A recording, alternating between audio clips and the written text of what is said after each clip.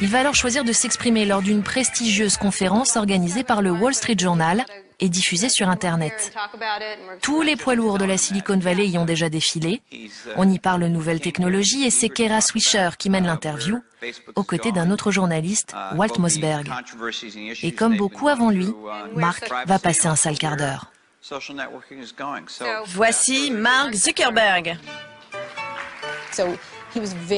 Il était très au courant des thèmes de l'interview, donc on était vraiment surpris de le voir si nerveux. Pourquoi faites-vous en sorte que je dois vérifier l'intégralité des infos qui me concernent? Je pense qu'il faut comprendre comment le système est conçu pour saisir son mode de fonctionnement.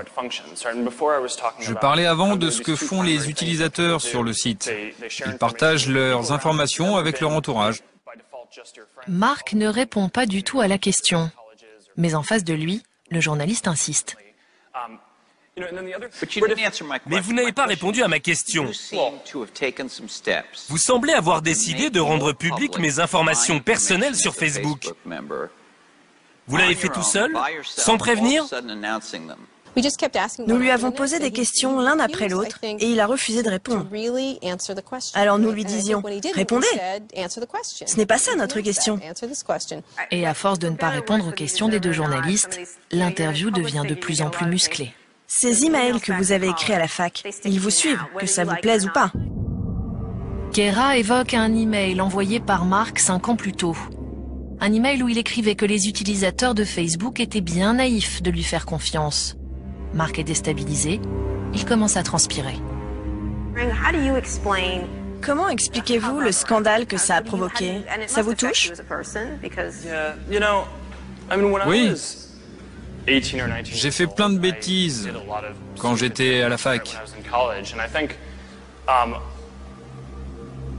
Je ne me cherche pas d'excuses. Et je suis vraiment désolé d'avoir fait ça. Certaines accusations sont vraies, d'autres non. Pouvez-vous nous dire quelles accusations sont vraies?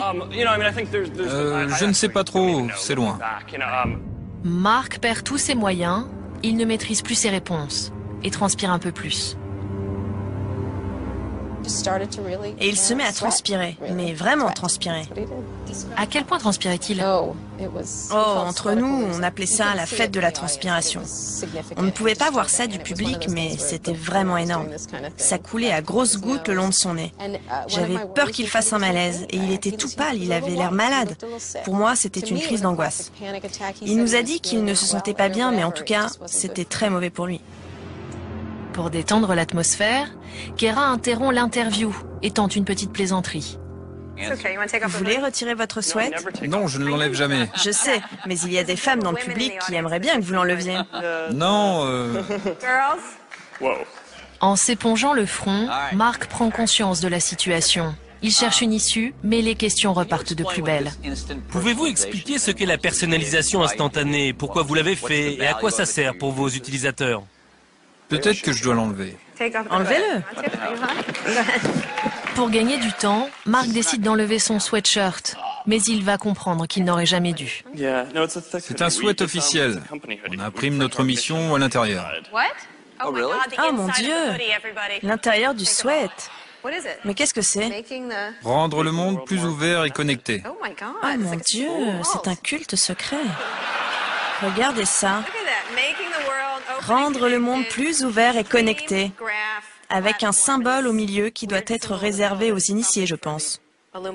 Un logo mystérieux qui vante les valeurs de Facebook. Kara gère la situation sur le ton de l'humour, mais cela ne suffit pas à détendre l'atmosphère. Mark Zuckerberg le sait, l'interview est une catastrophe, il ne pouvait rêver pire publicité. Ce jour-là, il prend conscience de ses difficultés à communiquer. Il comprend aussi que pour assumer parfaitement son statut de PDG de Facebook, il doit vaincre son anxiété maladive. Mark découvre l'importance de l'image et son douloureux apprentissage ne fait que commencer.